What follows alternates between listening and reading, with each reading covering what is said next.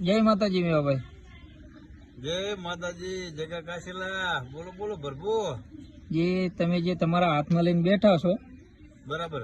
એને શું કહેવાય અને શેના માટે એ કામ આવે એ જરા બતાવજો.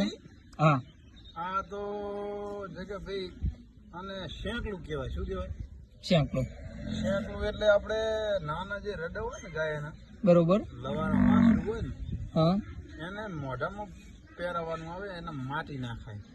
બરોબર. આપણે ધૂળ ખાય ને અમુક રડા નાના, હા, ના ખાવા માટે શેંકલા છે. અને માણસને શેંકલા બંધાય એને ખબર છે ને ભગવાને. હા, એ માસ્ક કોરોના ટાઈમે. કોરોના ટાઈમે જે બાંધ્યા હતા ને, પણ આની શોધ, માસ્કની શોધ અમે અમારી માલધારી વરાણે છે કેદી કરી ખબર હે?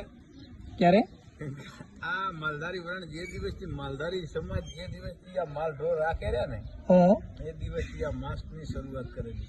બરોબર. અને આ નાના વાસળો અને પછી બળદ આપણે જે ખેતરમાં હાંકતા હોય ને, એને આવા શેંકલા ચડાવે. બરોબર. અને શેંકલું કહેવાય. શું કહેવાય? શેંકલું.